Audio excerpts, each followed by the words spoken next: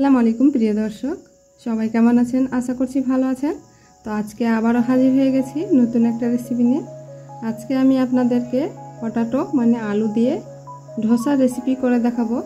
তো ভিডিওটি প্রথম থেকে শেষ পর্যন্ত দেখার অনুরোধ রইল। আর ভালো লাগলে অবশ্যই একটা লাইক দিতে ভুলবেন না।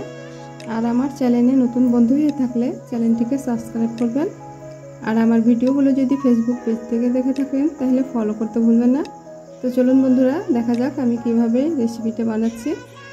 আমি একটা প্রথমে মিক্সিং জার নিয়েছি আর নিয়েছি একটা বড় সাইজের আলুটাকে আমি কুচি করে এভাবে কেটে নিয়েছি আর ধুয়ে পরিষ্কার করে নিয়েছি। এবার আমি নিলাম মিক্সিং জারে সম্পূর্ণই আলুটা।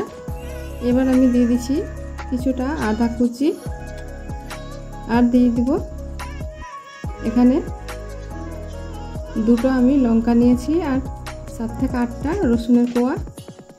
এবার এগুলোকে আমি পেস্ট করে নিয়েছি, দেখতে পাচ্ছেন। এবার এগুলোকে আমি একটা মিক্সিং বলে ঢেলে নেব। তার আগে আমি একটা ছাঁকনাতে ছেঁকে নিচ্ছি, কারণ যদি কোনো গোটা থেকে থাকে তাহলে সেটা বাদ হয়ে যাবে। তো বন্ধুরা, এই কাজটা অবশ্যই করে নেবেন, তাহলে কিন্তু আপনার ব্যাটারটা খুব ভালো হবে, ধোসার ব্যাটারটা। তো আমি এভাবে করে সম্পূর্ণ আলুর পেস্টটাকে ছাঁকনি দিয়ে ছেঁকে নিয়েছি, দেখতে পাচ্ছেন বন্ধুরা। এবার পেছনের দিক দিয়ে আমি এভাবে চেঁচে নামিয়ে নিচ্ছি যেগুলো লেগে আছে ব্যাটারটা। তো এইভাবে করে আমি এটাকে বেটে নিয়েছি। এবার সাইডে রেখে দিলাম। আবার ওই মিক্সিং জারটা নিলাম, দিয়ে আমি দিয়ে দিচ্ছি 1 প্যাকেট সুজি। আমার মিক্সিং জারটা আমি ছোট নিয়েছি, তার জন্য 1 প্যাকেট করে আমি বেটে নেব। তো দিয়ে দিলাম এই কাপের 1 কাপ জল, দিয়ে নাড়াচাড়া করে নিচ্ছি, একটু তল্লপর করে নিচ্ছি জলটাকে। তারপরে আমি আবারও 1/2 কাপ জল দিয়ে দিব।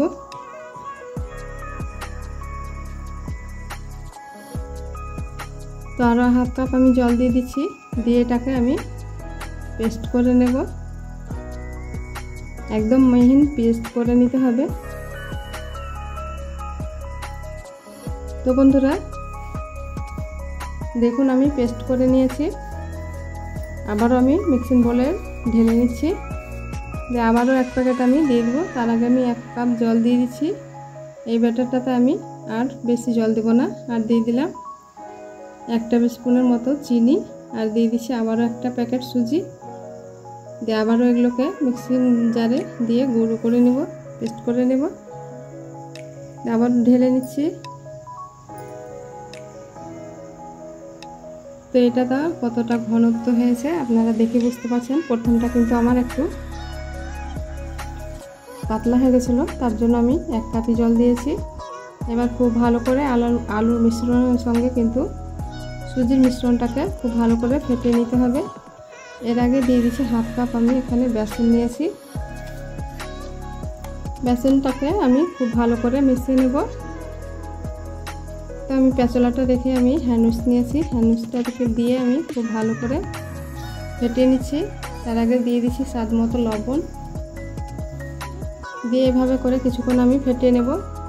5 থেকে 7 মিনিট ফেটিয়ে নিয়েছি, আপনারা দেখতে পাচ্ছেন। একটু কিন্তু উঠলো কিংবা কোনো দানা নেই। অল্প একটু জল লাগবে মনে হলো, তার জন্য দিয়ে দিলাম অল্প একটু জল, দিয়ে আবারও এভাবে করে ফেটিয়ে নিয়েছি। আপনারা চাইলে হ্যান্ডউইচের জায়গায় হাত দিয়েও এই ব্যাটারটা রেডি করে নিতে পারেন। হাত দিয়ে ব্যাটারটা রেডি করলে আরও কিন্তু ভালো হবে। আর ব্যাটারের ঘনত্বটা আপনারা দেখতে পাচ্ছেন কতটা পাতলা আছে, দেখে নিশ্চয়ই বুঝতে পারছেন। এবার আমি প্যান চাপিয়ে দিয়েছি চুলোয়। প্যানটাকে খুব ভালো করে গরম করে নিয়েছি। এবার 1.5 চামচের মতো আমি ব্যাটার দিয়ে দিলাম, দিয়ে এভাবে করে চারিদিকে ঘুরিয়ে ঘুরিয়ে আমি বড় একটা রুটি সাইজ দিয়ে দিচ্ছি। দিয়ে আমি 1 মিনিট মিডিয়াম ফ্লেমে ব্রেক করে নেব। তো বন্ধুরা 1 মিনিট হয়ে গেছে। এবার আমি এটাকে খুব সহজভাবে কিন্তু ছাড়িয়ে গেল, আপনারা দেখে কিন্তু বুঝতে পারছেন। আর দেখুন কি সুন্দর একটা কালার এসছে, একদম মোচমোচে হয়েছে। তো এইভাবে আমি রোল করে নিচ্ছি, দিয়ে এটাকে আমি সাইডে রেখে দিচ্ছি।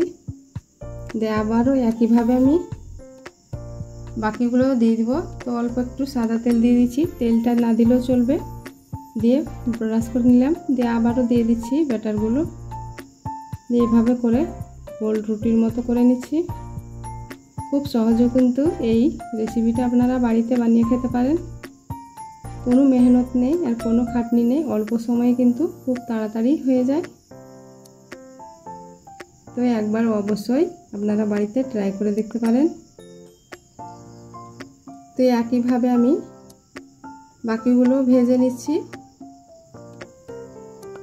তো বন্ধুরা, আপনাদের কাছে একটাই আমার রিকোয়েস্ট, আমার ভিডিও দেখতে যদি কোনো নতুন বন্ধু এসে থাকেন তাহলে অবশ্যই আমার চ্যানেলটিকে সাবস্ক্রাইব করে আমার পাশে থাকবেন।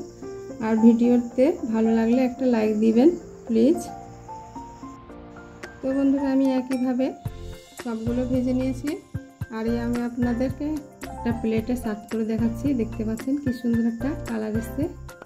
তো আমি এখানে আচার দিয়ে পরিবেশন করেছি। আপনারা চাইলে এখানে বিভিন্ন রকম চাটনি কিংবা নারিকেলের চাটনি দিয়েও এটা খেতে পারেন। আচার দিয়েও কিন্তু ভীষণই মজার হয়েছে। আর বন্ধুরা, দেখতে পাচ্ছেন কতটা মজার হয়েছে, মুচমুচে হয়েছে, একদম শক্ত হয়েছে। দেখে কিন্তু নিশ্চয়ই বুঝতে পারছেন যে কতটা মুচমুচে হয়েছে। তো এরকম রেসিপি আপনারা কি সুন্দর বাড়িতেই বানিয়ে নিতে পারবেন। তো আশা করছি বন্ধুরা ভিডিওটি ভালো লেগেছে। ভালো লাগলে অবশ্যই একটা লাইক দিতে ভুলবেন না। আর আমার চ্যানেলে নতুন বন্ধু হয়ে থাকলে চ্যানেলটিকে সাবস্ক্রাইব করবেন। এতক্ষণ সঙ্গে থাকার জন্য অসংখ্য ধন্যবাদ। আল্লাহ হাফিজ।